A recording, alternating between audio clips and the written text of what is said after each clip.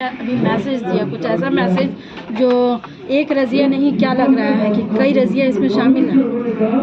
नहीं, मैं ऐसा नहीं मानता कि इसमें बहुत लोग शामिल हैं। कुछ लोग भ्रमित हो गए, मतलब वो सिर्फ मुसलमानों की बात नहीं है, हिंदू भी भ्रमित हो गए और उनको लगता है कि ये एक ऐसी पार्टी आ गई है जो देश हित के लिए काम करती है। लेकिन हकीकत ये है कि ये वो लोग हैं जिनकी विचारधारा ने गांधी जी की हत्या की है, और सिर्फ हत्या ही नहीं की है, देश की आज़ादी मिलने के पहले 1947 के पहले गांधी जी की हत्या का प्रयास कर रहे थे।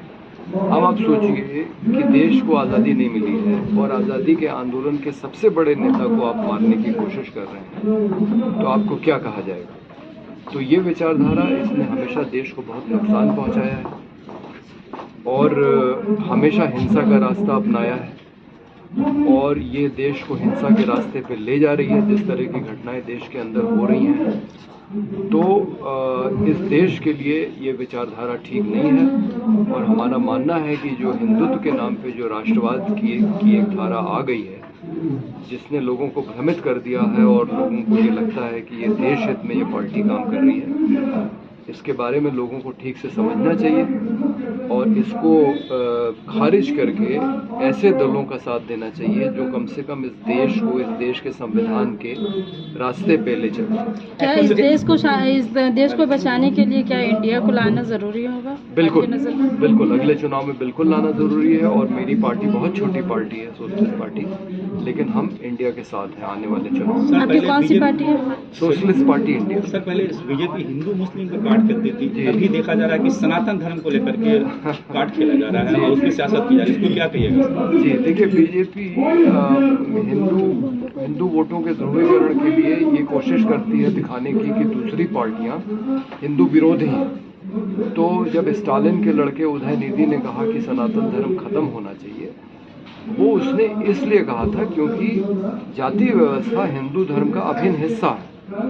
अम्बेडकर का कहना था कि अगर आपको जाति व्यवस्था खत्म करनी है तो इस धर्म को छोड़ना पड़ेगा, इसीलिए अम्बेडकर ने हिंदू धर्म को छोड़ के बौद्ध धर्म ग्रहण किया। लेकिन गांधी जी एक ऐसे व्यक्ति रहे जिन्होंने ये कहा कि मैं सनातनी हूँ और उसके बावजूद उन्होंने छुआछूत, जाति धर्म का विरोध किया, उन्होंने हिंदू मुस्लिम एकता की बात की और उन्होंने औरत को आदमी की बराबरी का हक देने की बात की। ये तीनों बातें ऐसी हैं जो हिंदुत्व के लोगों को पचती नहीं है। तो कोई भी धर्म होता है वो इंसान की भलाई के लिए होता है। गांधी जी ने जो बातें कही वो सही अर्थों में धर्म की बातें हैं। 2024 चुनाव सामने है, ज्यादातर लोग अभी इंडिया या एनडीए के बारे में सोच रहे हैं। आपको क्या लगता है कि लोगों को किसके लिए जाना चाहिए? नहीं, ये तो बहुत साफ है कि अगर इस देश को बचाना है और इस देश को इस देश के संविधान के हिसाब से चलाना है, तो इस समय तो ये भारतीय जनता पार्टी का जो गठबंधन है इसको अस्वीकार करके और इंडिया के गठबंधन को ही समर्थन देना पड़ेगा। हालांकि ये बात मैं जरूर कह दूं कि उसकी भी कई नीतियां हैं जिस पे हम लोग सवाल खड़ा करते थे, जैसे आर्थिक नीतियां, निजीकरण, उदारीकरण और वैश्वीकरण की जो नीतियां हैं, ये भी देश में हित में नहीं है क्योंकि उससे गरीब और अमीर का फर्क बढ़ता जा रहा है। पूरी दुनिया में बढ़ा है जहाँ भी ये नीतियां लागू की गई हैं। तो हमारा कहना है कि कांग्रेस को सीखना चाहिए और सही अर्थों में अगर उनकी सरकार बनती है इंडिया अलायंस की, तो जनपक्षीय नीतियां लागू करनी चाहिए। आप अभी बोले कि हम इंडिया को सपोर्ट करते हैं, 26 पार्टियां शामिल हुई है, आपका समर्थन किस पार्टी की तरफ होगा? नहीं, हम देखिए, जिस राज्य में जो पार्टी मजबूत है, जो भारतीय जनता पार्टी को हरा सकती है, वहाँ उसका समर्थन करेंगे। अगर हम उत्तर प्रदेश में रहेंगे तो हम समाजवादी पार्टी का समर्थन करेंगे या उनका जो कांग्रेस के साथ गठबंधन बनेगा। अगर हम बंगाल में रहेंगे तो हम तृणमूल कांग्रेस का समर्थन करेंगे। अगर हम महाराष्ट्र में रहेंगे तो हम शरद पवार और उद्धव ठाकरे और कांग्रेस का जो गठबंधन है उसको सपोर्ट करेंगे। अगर हम तमिलनाडु में रहेंगे तो हम स्टालिन को सपोर्ट करेंगे। आपका जो अभी स्पीच रहा उससे कहीं ना कहीं ये भी जाहिर हुआ है कि शायद रज़िया जैसे लोगों पर भरोसा करना, रज़िया मीन्स मुस्लिम का होता है, क्या मुसलमानों पर भरोसा नहीं किया जा सकता? नहीं, ऐसा नहीं। मुसलमान, जैसा मैंने खुद ही कहा था कि 8% मुसलमानों ने उत्तर प्रदेश प्रदेश में भाजपा को वोट दिया है पिछले विधानसभा चुनाव में, ऐसे आंकड़े हैं। और उसमें भी शिया समुदाय तो अटल बिहारी वाजपेयी के समय से भाजपा को वोट देता रहा। जी। कुछ मुसलमान हैं लेकिन बहुत ज़्यादा नहीं। ये 8% क्या वो मुस्लिम थे जो शिया समुदाय के लोग थे? क्योंकि यूपी का कवरेज में भी इसमें मेरा अंदाजा ये है कि ज़्यादातर शिया हैं और कुछ भटके हुए लोग।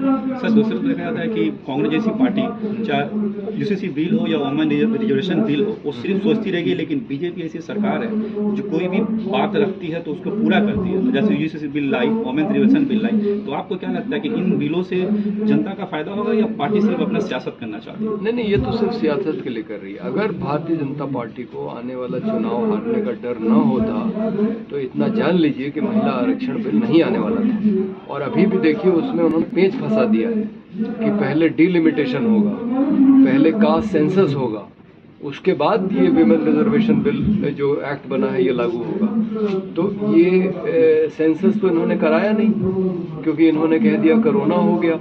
तो जब आपकी जनगणना नहीं हुई है और जब आप का डिलिमिटेशन नहीं हुआ है तो ये लागू कैसे होगा? क्या ये 15 लाख की तरह ये जुमलाबाजी हो जाएगी? हाँ, ये शायद जुमलेबाजी ही रहेगी और इसको आने वाली कोई सरकार किसी दूसरे दल की इसको लागू करेगी। और इसके बारे में एक बात बोल दूं, जो विवाद खड़ा हुआ है कि महिला आरक्षण में भी जातिगत आधार पर आरक्षण मिलना चाहिए और भाजपा ऐसा नहीं चाहती है, इसका समाधान मैं मानता हूं और मेरी सोशलिस्ट पार्टी ये मानती है कि महिलाओं को 33 नहीं 50% आरक्षण मिलना चाहिए।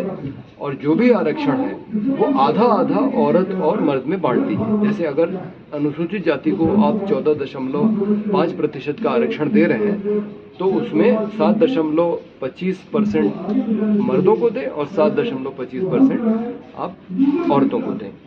आपका पूरा नाम? जी, आपका पूरा मेरा नाम? पूरा नाम संदीप पांडे और मैं सोशलिस्ट पार्टी इंडिया का महासचिव। सर एक तरफ देखा जा रहा है कि वुमेन रिजर्वेशन बिल आया जा रहा है 33% के लिए, और पश्चिम बंगाल की जो ममता बनर्जी है उनके एमपी अराउंड 38-40% महिलाएं एमपी है, तो इसको लेकर क्या कहिएगा? दूसरी बात सर, देखा मैंने आप भी एक हवाई चोटी पहने हुए हैं और यहाँ के सीएम भी हवाई चोटी पहनते हैं, तो क्या ये इस तरह का बदलाव होगा? नहीं, ये तो एक इत्तेफाक है। नहीं, ये तो अच्छी बात है कि उनकी पार्टी में 40% महिलाएं।